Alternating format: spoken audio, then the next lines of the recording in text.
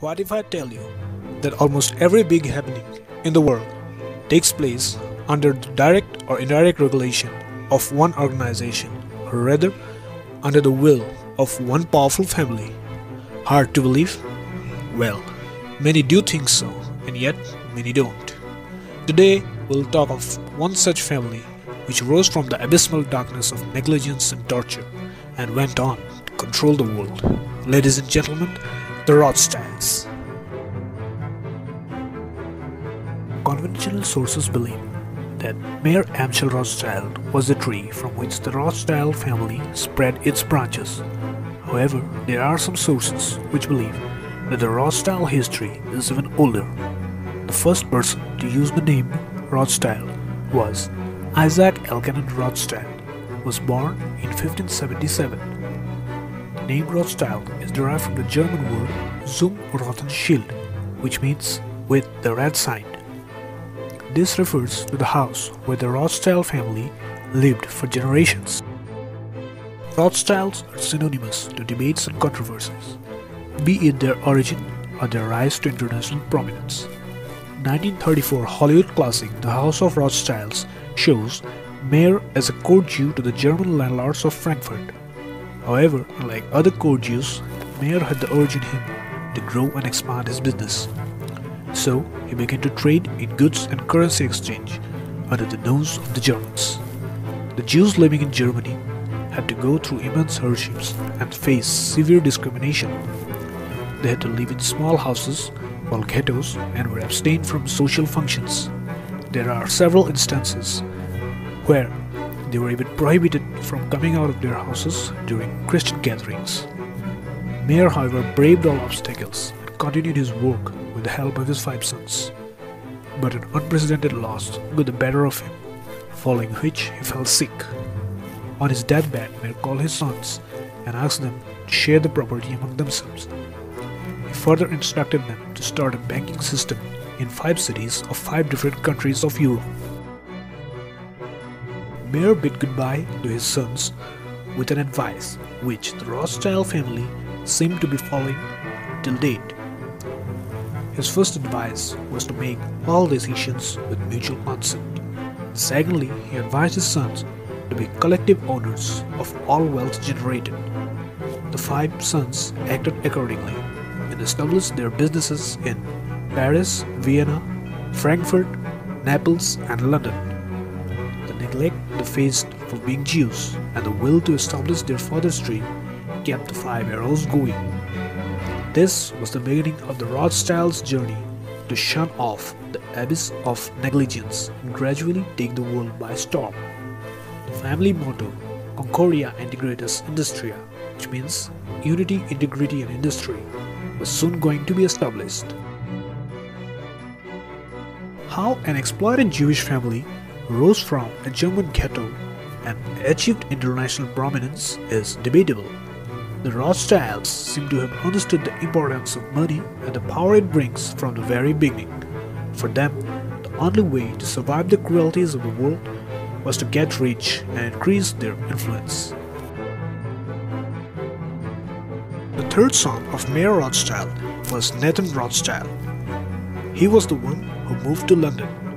In London, Nathan found a textile business and also traded on the London Stock Exchange.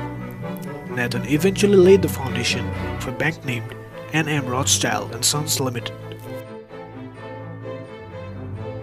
War for you and me means bloodshed, death and sorrow. But for the Rothschilds, war meant money, and those were the times of war. Napoleon's wrath had every European country shivering, and they were desperately trying to protect their country. The British royalty found their messiah in Nathan Rothschild, a person who lent them enormous wealth to keep Napoleon at bay. And so did he do. Taking advantage of the commotion that had built across Europe, Nathan played a masterstroke which changed the Rothschilds' fortune forever. Nathan used his reputation of being a successful investor and literally caused the English stock exchange to crash by spreading the rumor that the English army was facing a defeat. Panicked English traders started selling off their shares at very low prices. Nathan took advantage of this commotion. They started buying the shares at the prices at which they were being offered. The next day, when the news of English victory reached London, Nathan literally owned the exchange. Some sources also believe that Nathan had instructed his brother living in Paris to financially aid Napoleon. Reason: whoever won the battle, the Rothschilds remained benefited. It was Nathan's frugality which has led to the saying, "Buy on the sound of cannons and sell on the sound of trumpets."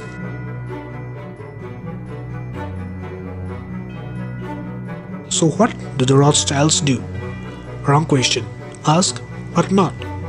The Rothschilds' business spread across real estate, financial services, mining, winemaking, mixed farming, and non-profits. Not only this, they have streets and cities named after them. There's a Rothschild Island in Antarctic, and several mansions and houses which bear the name Rothschild. There are several species and subspecies of animals, insects, and birds named after the Rothschild. That's because a Rothschild named Baron Rothschild was also a zoologist and had helped several workers to carry out their expeditions and research. To honor him, the zoologists named the species and subspecies discovered by them after Rothschilds. The Rothschilds are behind the Suez Canal, and they've also helped in the independence struggle of Brazil. Internet today is filled with articles and videos which try to expose the conspiracies of the Rothschilds. But as English journalist Paul Johnson writes, the Rothschilds are elusive. There is no book about them that is both revealing and accurate. Libraries of nonsense have been written about them. Women who plan to write a book entitled Lies About the Rothschilds abandoned it, saying, "It was relatively easy to spot the lies, but it proved impossible to find out the truth." He further writes that, unlike the court Jews of earlier centuries, who had financed and managed European noble houses, but often lost their wealth through violence or expropriation, the new kind of international bank created by the Rothschilds was impervious to local attacks. Their assets were held in financial instruments, circulating throughout the world as stocks, bonds, and debts. Changes made by the Rothschilds allowed them to insulate their property from local violence. Henceforth, their real wealth was beyond the reach of the mob, almost beyond the reach of the greedy monarchs. One thing that can be easily understood is the Rothschilds have avoided media attention, and they believe working in silence. There are some serious allegations against the Rothschilds. They have been accused of being involved in the killings of some US presidents. They have been held accused for being involved in the sinking of the Titanic and thereby resulting in the creation of the Federal Reserve. Some also believe that the dreaded ISIS is a Rothschild's operation. The Rothschilds did everything they could to keep their wealth confined to their family. It is believed that Mayor Rothschild had directed his sons to not allow their daughters to marry outside their family. If any daughter did so, she would be forfeited of the family wealth. This is a will created by Mayor, and the family has possibly tried to maintain this will till date. In 2006, WikiLeaks, which took the world by storm, is believed to be a Rothschild operation against the Swiss bank Julius Baer. It is also believed that the Rothschilds hold equity in the International Monetary Fund and the World Bank. There are hundreds and thousands of articles and videos which expose the Rothschilds and try to bring out the fact that it's they who are controlling the world. But as one popular website writes, if they actually do, it's only in the same way that you do. Anyone with an interest-bearing bank account owns shares in whatever funds their banks invests in. Those funds own shares in other funds and public companies, and so on. At some level, virtually every financial entity owns and is owned by any other entity in every country. The notion that anyone could control the world's finances is ludicrous. All said and done, the Rothschilds are one of the richest and most powerful organizations of the world.